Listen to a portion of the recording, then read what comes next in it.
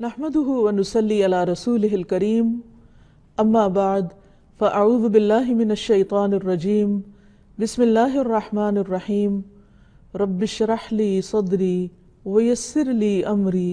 واحلل عقدة من لساني يفقهوا قولي۔ ناظرین، پروگرام اللہ کے خوبصورت نام کے ساتھ آپ کی خدمت میں حاضر ہیں۔ آج ہم انشاءاللہ العزیز اللہ سبحانہ تعالیٰ کے نام الخالق پر بات کریں گے۔ الخالق کا معنی ہے پیدا کرنے والا۔ حقیقت یہ ہے کہ اللہ سبحانہ تعالیٰ ہی ہر چیز کا خالق ہے، ان چیزوں کا بھی جو ہمیں نظر آتی ہیں اور ان کا بھی جو ہمیں نظر نہیں آتی۔ وہ زندگی کو بنانے والا، موت کو بنانے والا، الذی خلق الموت والحیات، جنت اور دوزخ کا پیدا کرنے والا، عرش کا پیدا کرنے والا، کرسی کا پیدا کرنے والا، آسمانوں اور زمین کا پیدا کرنے والا، پہاڑوں اور سمندروں اور دریاؤں کا پیدا کرنے والا، انسانوں اور حیوانوں کا پیدا کرنے والا، پرندوں اور ملائکہ کا پیدا کرنے والا، اس مٹی اور مٹی کے نیچے جو کچھ ہے اس سب چیزوں کا پیدا کرنے والا۔ حقیقت یہ ہے کہ اللہ سبحانہ تعالیٰ ہی ہر چیز کا خالق ہے، اور کوئی بھی چیز جو چھوٹی ہو یا بڑی ہو، طویل ہو یا قصیر ہو، متحرک ہو یا رکی ہوئی ہو، سالڈ ہو یا مائع شکل میں ہو یا ہواؤں کی شکل میں ہو، کمزور ہو یا طاقتور ہو، ہر چیز کو اللہ سبحانہ تعالیٰ ہی نے پیدا کیا ہے۔ تو اس صفت پر ایمان لانا اور اس پر یقین رکھنا نہایت ضروری ہے۔ عربی میں خلق کا معنی یعنی پیدا کرنے کا معنی دو طرح سے استعمال ہوتا ہے۔ ایک تو یہ کہ اللہ سبحانہ تعالیٰ الخالق ہے، یعنی وہ ذات جس نے چیزوں کو وجود دیا جبکہ وہ موجود نہ تھی، یعنی جو کچھ ہم یہاں دیکھتے ہیں اس دنیا میں یہ اس سے پہلے کہیں بھی نہیں تھا۔ اس کا اندازہ کرنے والا، اس کا ڈیزائن بنانے والا اور اس کو وجود میں لانے والا، اس کو ایک خاص شکل دینے والا اللہ سبحانہ وتعالیٰ ہی ہے، اور پھر اپنے ازلی علم کی بنا پر اس نے ان سب چیزوں کی تقدیر بنائی ہے۔ اسی نے ان کو پلان کیا اور اسی نے ان کو وجود بخشا، جبکہ اس سے پہلے ان چیزوں کا کچھ بھی کسی کو نہ علم تھا اور نہ ہی اندازہ تھا، اور نہ ہی کوئی اور اس کی اس صفت میں یعنی صفت خلق میں کوئی اس کا شریک تھا۔ تو اللہ سبحانہ وتعالیٰ ہی هو اللہ الخالق البارئ المصور لہ الاسماء الحسنى، وہی ہے اللہ جو خالق ہے، گھڑنے والا، ڈھالنے والا، صورت دینے والا، اور سب اچھے اچھے نام اسی کے ہیں۔ قرآن مجید میں اللہ تعالیٰ فرماتے ہیں یا ایھا الناس اذکروا نعمت اللہ علیکم، اے لوگو اللہ کی نعمت کو یاد کرو جو اس نے تم پر کی ہے۔ ہل من خالق غیر اللہ، کیا اللہ کے سوا کوئی اور بھی پیدا کرنے والا ہے؟ حقیقت یہ ہے کہ پوری کائنات کی تخلیق کوئی معمولی کام نہیں ہے۔ اللہ سبحانہ تعالیٰ نے چھوٹی سے لے کر بڑی ہر چیز کو جو بنایا اس میں ایک نشانی ہے، اور ان تمام چیزوں پر غور و فکر سے انسان اللہ سبحانہ تعالیٰ کو پہچان سکتا ہے۔ اسی لیے اللہ تعالیٰ فرماتے ہیں کہ کائنات میں اور خود تمہارے اپنے نفسوں کے اندر ایک نشانی ہے۔ اس نشانی سے ہمیں اللہ سبحانہ تعالیٰ کی معرفت حاصل کرنی ہے، اس کی عظمت کو پہچاننا ہے، اور جس مقصد کے لیے اس نے ہمیں پیدا کیا ہے اس مقصد کو پورا کرنا ہے۔ آدم علیہ السلام ہی کی تخلیق پر غور کیجئے کہ کس طرح اللہ سبحانہ تعالیٰ نے ان کو بنایا۔ رسول اللہ صلی اللہ علیہ وسلم نے فرمایا بے شک اللہ تعالیٰ نے ساری زمین سے مٹھی بھری اور اس سے آدم علیہ السلام کو پیدا کیا۔ یہی وجہ ہے کہ اولاد آدم زمین کی مٹی کی نوعیت کے مطابق پیدا ہوئے ہیں، کوئی سرخ ہے، کوئی سفید ہے، کوئی سیاہ ہے اور کوئی درمیانی رنگت کا ہے، کوئی نرم ہے تو کوئی سخت ہے، کوئی خبیث ہے تو کوئی طیب ہے۔ اور پھر یہ کہ اللہ سبحانہ وتعالیٰ نے کس بہترین شکل میں انسان کو جوڑا اور بہترین حالت پر پیدا کیا، لَقَدْ خَلَقْنَا الْإِنسَانَ فِي أَحْسَنِ تَقْوِيمٍ، اور باقی تمام چیزوں کو اس کے لیے مسخر کر دیا، اس کی خدمت میں بنایا اور انسان ان سے بھرپور فائدے اٹھا رہا ہے۔ اور پھر خود انسان کی تخلیق کتنی بڑی نشانی ہے۔ 1400 سال پہلے جب انسان نہیں جانتا تھا کہ کس طرح ماں کے پیٹ میں مختلف مرحلوں میں انسان کی تخلیق ہوتی ہے، تو اللہ سبحانہ وتعالیٰ نے قرآن مجید میں اس کا بھی ذکر کیا اور فرمایا ثم خلقنا النطفة علقة فخلقنا العلقة مضغة فخلقنا المضغة عظاما فكسونا العظام لحما ثم انشأناه خلقا آخر فتبارك الله احسن الخالقین۔ پھر ہم نے اس قطرے کو ایک جمع ہوا خون بنایا، اور یہ کہاں پر سارا عمل ہو رہا ہوتا ہے؟ ماں کے پیٹ میں، 3 پردوں کے اندر، اندھیروں پر اندھیروں کے اندر کس طرح اللہ سبحانہ وتعالیٰ انسان کی صورت گری کرتا ہے کہ قطرے کو جمع ہوا خون بنا دیا، اس میں تبدیل کر دیا اپنی قدرت سے۔ پھر ہم نے اس جمع ہوئے خون کو ایک بوٹی بنایا، پھر اس بوٹی کو ہڈیاں بنایا، پھر ہم نے ان ہڈیوں کو گوشت پہنایا، پھر ہم نے اسے ایک اور ہی صورت میں پیدا کر دیا۔ یعنی انسان اپنے آغاز کو دیکھے اور پھر جس طرح مختلف مرحلوں کو طے کرتے ہوئے وہ ایک بہترین شکل میں آ جاتا ہے۔ لقد خلقنا الانسان فی احسن تقویم، بہترین حالت پر، تو یہ اللہ سبحانہ تعالیٰ کی قدرت کی بہت بڑی نشانی ہے۔ فرمایا سو بہت برکت والا ہے وہ جو پیدا کرنے والوں میں سب سے اچھا ہے۔ سورۃ السجدہ میں فرمایا الذی احسن کل شیء خلقہ وبدأ خلق الانسان من طین، جس نے اچھا بنایا ہر چیز کو جو بھی اس نے پیدا کی، اور انسان کی پیدائش تھوڑی سے مٹی سے شروع کی، یعنی معمولی مٹی سے انسان کی تخلیق کا آغاز کیا، اور پھر کس طرح انسان زمین پر مختلف طریقے سے پھیلتے چلے جا رہے ہیں۔ اور حقیقت یہ ہے کہ یہ اس کا بنانا جو ہے یہ ہیپ ہیزرڈ نہیں ہے کہ جس کو جو جی چاہا سائز دے دیا۔ مختلف چیزوں کا سائز اس نے خود متعین کیا، ان کی رنگت کو، ان کے ٹیکسچر کو، ان کے اندر پائی جانے والی مختلف صلاحیتوں کو، کسی چیز کو کھانے کے قابل بنائے، کسی چیز کو دیگر استعمال کے قابل بنائے۔ کچھ چیزیں انسان کے لیے بنا کر پہاڑوں میں ذخیرہ کر دی، کچھ زمین کے اندر ذخیرہ کی ہوئی ہیں کہ وقت کے ساتھ ساتھ ان کو انسان نکالتا ہے۔ اللہ سبحانہ وتعالیٰ نے انسان کو صرف ایک بار پیدا نہیں کیا، بلکہ پیدا کرنے کے بعد جب اسے موت دے گا تو پھر دوبارہ بھی پیدا کرنے پر قادر ہے۔ قرآن مجید میں آتا ہے اَيَحْسَبُ الْإِنسَانُ أَن لَّن نَّجْمَعَ عِظَامَهُ بَلَىٰ قَادِرِينَ عَلَىٰ أَن نُّسَوِّيَ بَنَانَهُ، کیا انسان گمان کرتا ہے کہ بے شک ہم کبھی اس کی ہڈیاں اکٹھی نہ کریں گے؟ کیوں نہیں، اس حال میں کہ ہم اس پہ قادر ہیں کہ اس کی انگلیوں کے پور پور درست کر کے بنا دیں۔ یعنی ہر انسان کی الگ جداگانہ پہچان کے ساتھ اس کی تخلیق کی ہے۔ اور آج ہزاروں سال کے بعد انسان نے جانا کہ انسان کے اپنے ہی ہاتھوں کے اندر اس کے جو پور ہیں اس کے اندر اس کی پہچان موجود ہے۔ یعنی ہر شخص کا جو انگوٹھا ہے وہ دوسرے سے مختلف ڈیزائن رکھتا ہے، اور دنیا میں کروڑوں انسان جو اس وقت موجود ہیں یا گزشتہ ماضی میں موجود رہے یا آنے والے ہیں، ان میں سے ہر ایک اپنی اپنی الگ الگ جداگانہ شناخت رکھتا ہے، اور یہ بھی اللہ سبحانہ وتعالیٰ کی قدرت کی ایک بہت بڑی نشانی ہے۔ اور جب انسان دوبارہ پیدا کیا جائے گا تو پھر اس نشانی کے ساتھ ہی کہ 2 انسانوں کا پیدا کرنا ایک جیسا نہیں،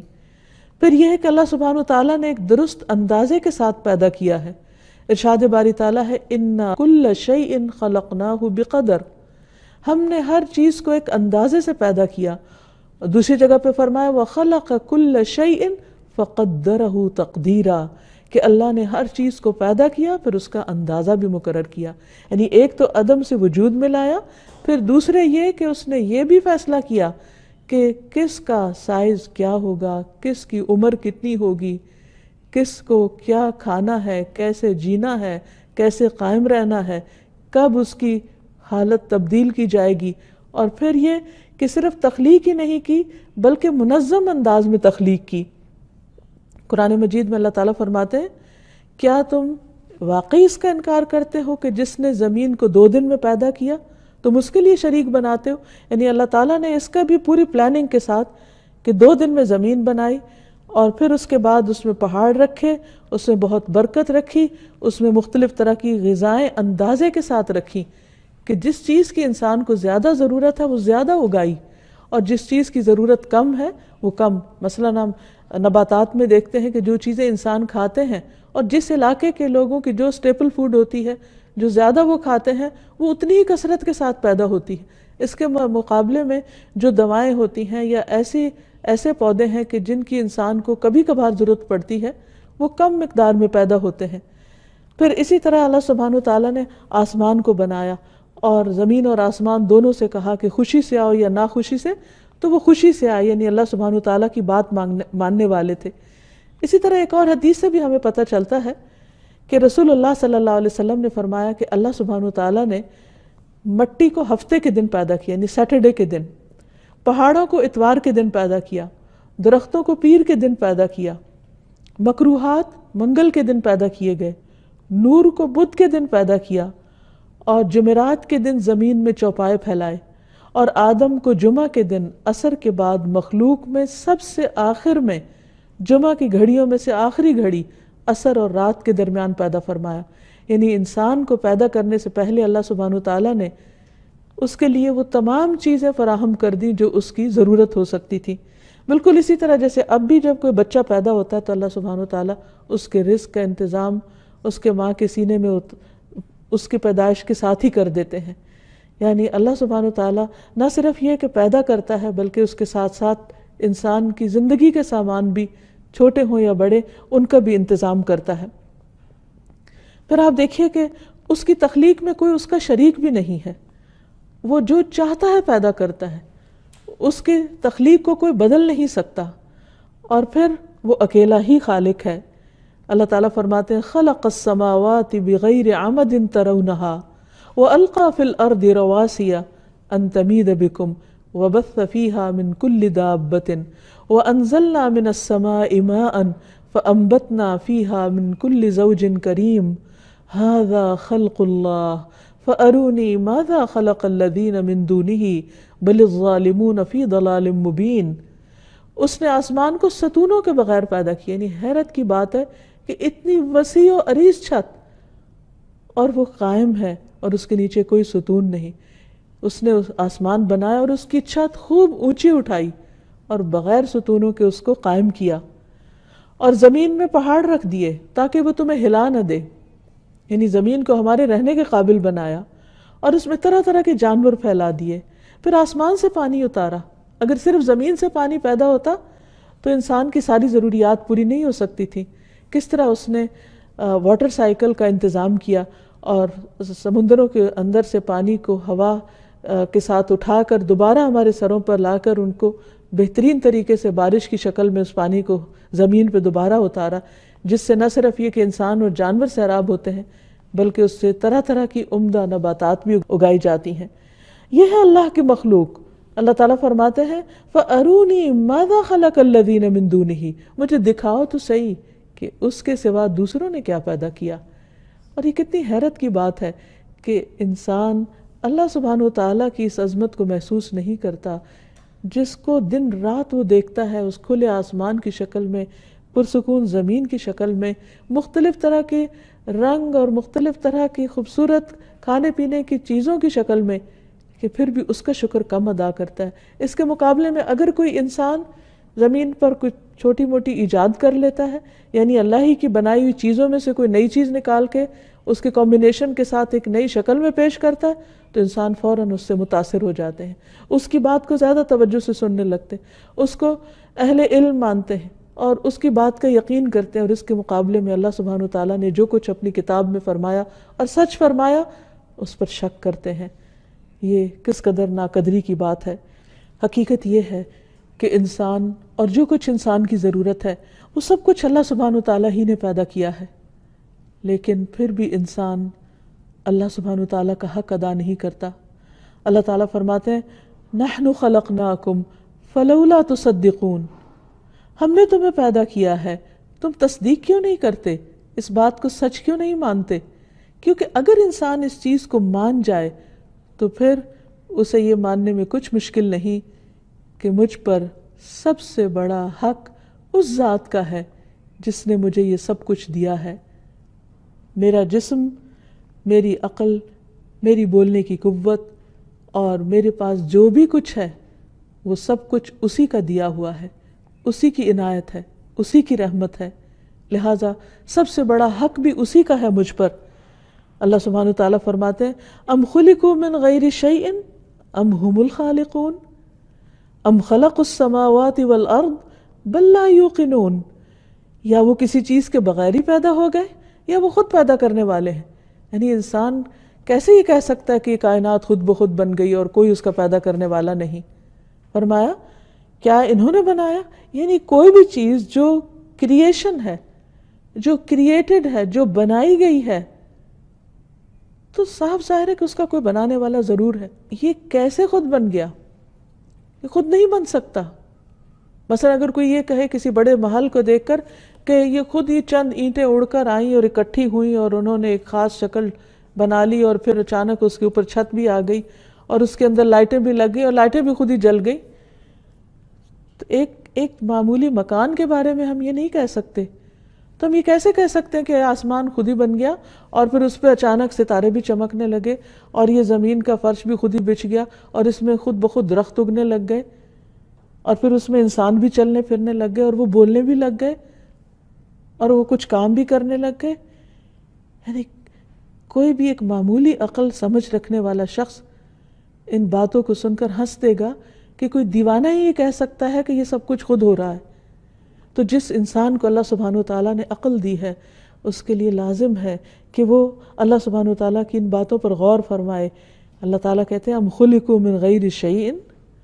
ام هم الخالقون، کیا وہ کسی چیز کے بغیر پیدا ہو گئے یا وہ خود پیدا کرنے والے ہیں؟ ام خلقوا السماوات والارض، کیا انہوں نے آسمان و زمین کو پیدا کیا؟ نہیں، ہم تو آسمان تک پہنچ بھی نہیں سکتے، اس کا ہاتھ بھی نہیں لگا سکتے، ہمیں تو آج تک یہ نہیں پتا کہ اس کی اصل حقیقت کیا ہے۔ بنانا تو بہت دور کی بات ہے۔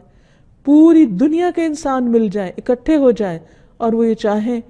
کہ آسمان جیسی کوئی چیز زمین پر ہی کھڑی کر کے دکھائیں تو وہ اس قابل نہیں ہے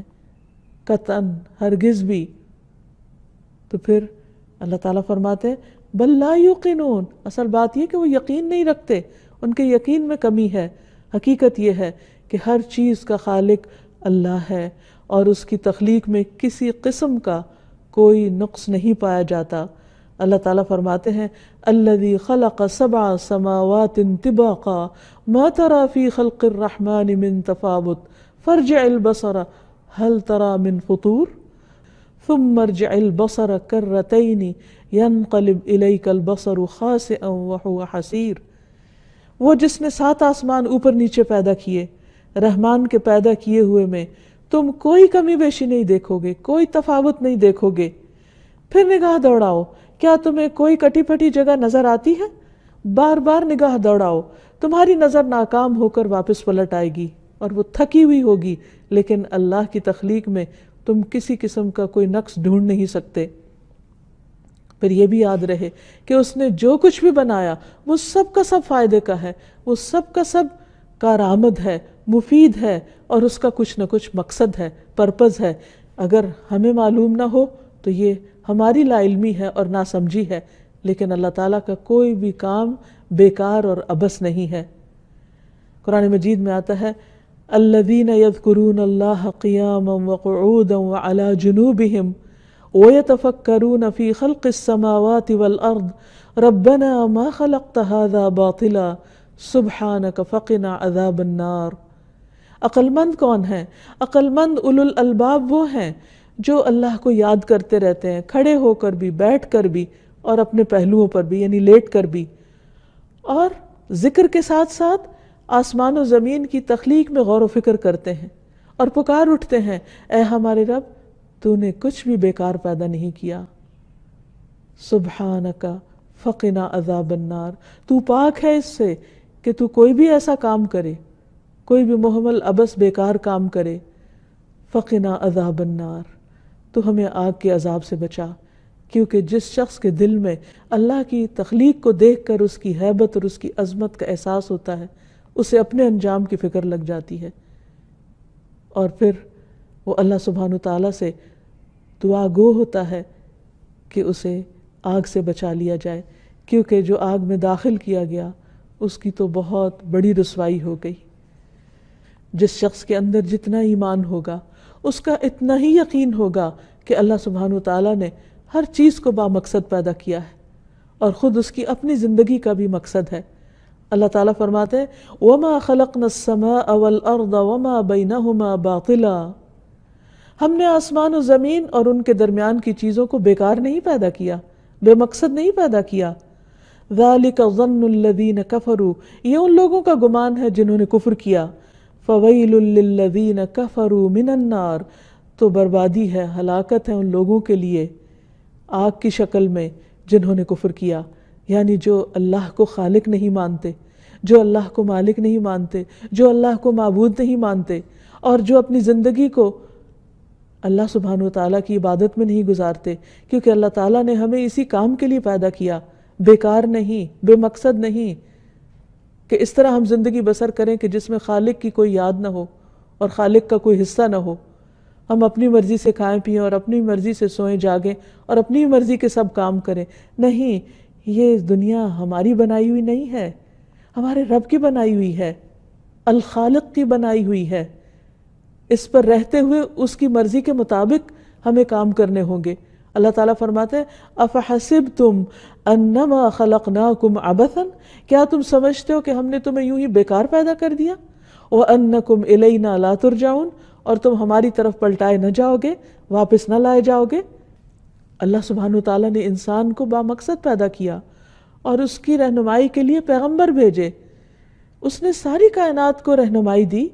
سورج کو بتایا اسے کیا کام کرنا ہے، چاند کو پیدا کر کے بتایا کہ اس کی زندگی کا کیا مقصد ہے،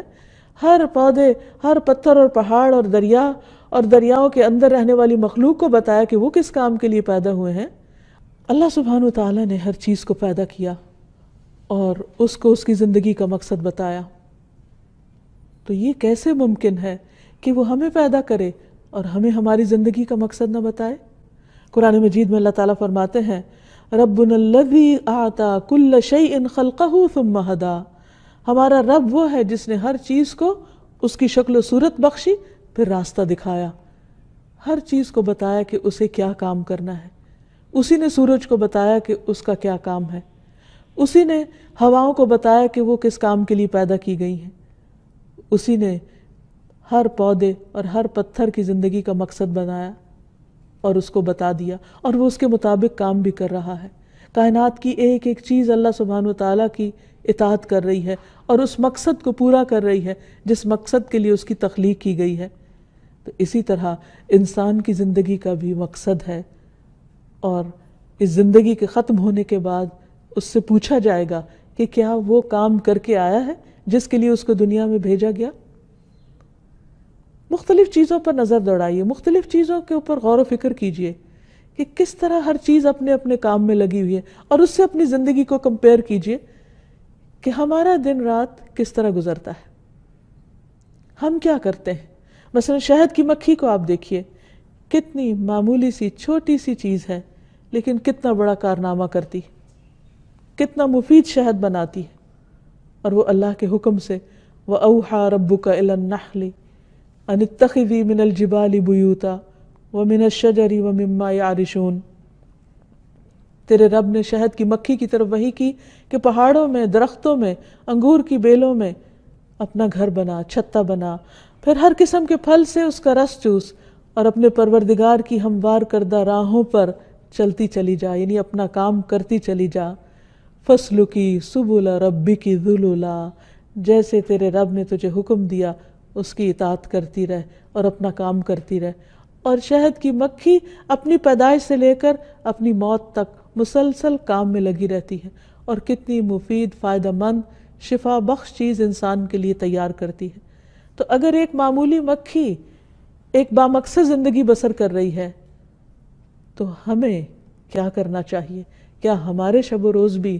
کسی کام میں لگے ہوئے ہیں؟ کیا ہم بھی کسی مقصد کے لیے دوڑ رہے ہیں؟ کیا ہم بھی اپنے رب کے فرما بردار ہیں؟ پھر آپ دیکھیے سورج کے لیے جو رفتار اور جو راستہ مقرر کیا گیا وہ اسی پر چل رہا ہے، ستاروں کے اپنے اپنے راستے ہیں، چاند کے اپنی اپنی منزلیں ہیں، اور وہ ان سب کی پوری پوری پابندی کر رہے ہیں، پورے ڈسپلن میں زندگی بسر کر رہے ہیں۔ یہ سب کچھ ہمیں غور و فکر کی دعوت دے رہا ہے کہ کیا ہماری زندگی میں بھی کوئی ڈسپلن ہے، اور کیا ہم بھی اپنے خالق کو پہچانتے ہیں اور اس کی مرضی کو جانتے ہیں۔ پھر آپ دیکھیے کہ وہ ایسا الخالق ہے جو اپنی مخلوق سے کبھی بھی غافل نہیں ہوتا. یعنی ہمیں یہ نہیں سمجھنا چاہیے کہ اس نے بنا کے بس وہ بھول گیا، ہمیں چھوڑ دیا، اب ہم جو مرضی کریں تو ہمیں پکڑ نہیں سکتا. نہیں، اللہ سبحانہ و تعالیٰ فرماتے ہیں وَمَا كُنَّا عَنِ الْخَلْقِ غَافِلِينَ، ہم اپنی مخلوق سے غافل نہیں ہیں. اور وہ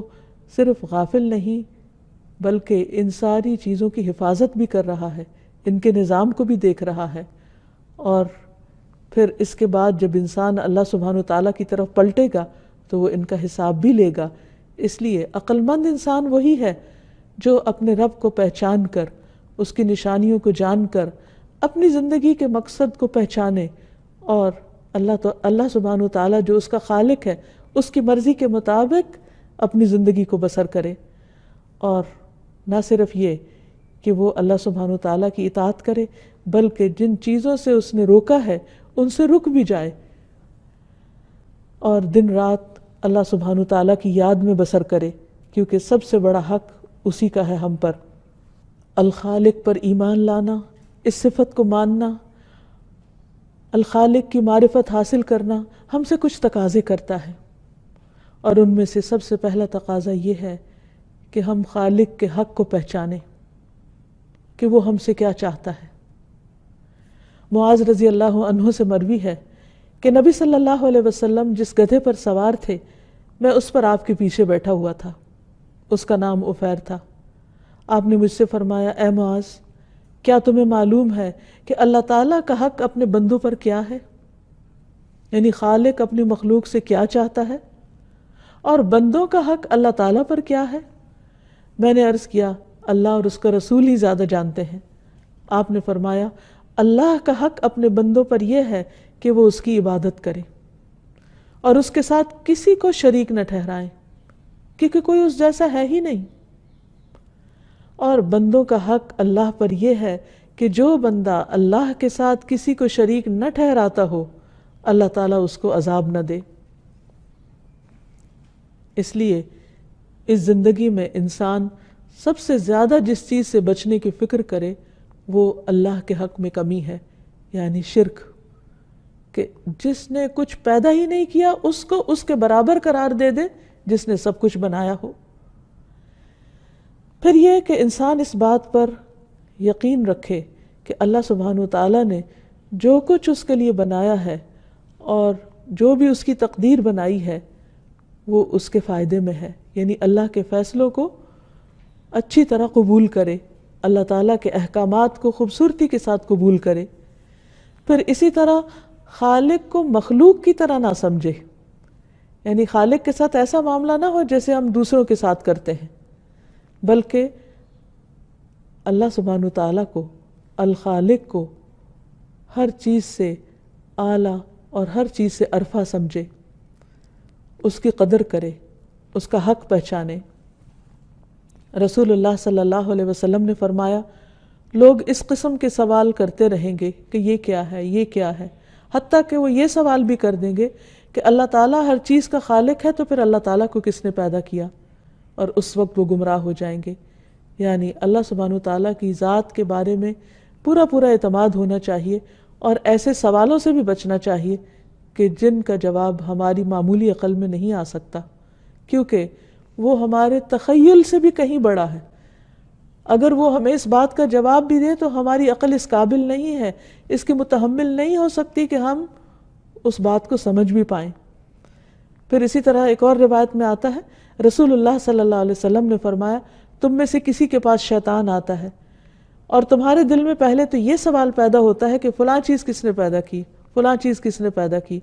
اور آخر میں بات یہاں تک پہنچاتا ہے کہ تمہارے رب کو کس نے پیدا کیا. جب کسی شخص کو ایسا وسوسہ ڈالے تو اسے اللہ کی پناہ لینی چاہیے اور شیطانی خیال کو چھوڑ دینا چاہیے، کیونکہ اللہ سبحانہ وتعالیٰ کی ذات کے بارے میں شک کرنا یہ انسان کے لیے سب سے زیادہ خطرناک ہے. کیونکہ اگر انسان اس بارے میں شک کرے گا تو پھر وہ کس پر اعتماد کرے گا. یہی جاننا انسان کے لیے کافی ہے کہ کوئی بھی چیز خود پیدا نہیں ہوتی،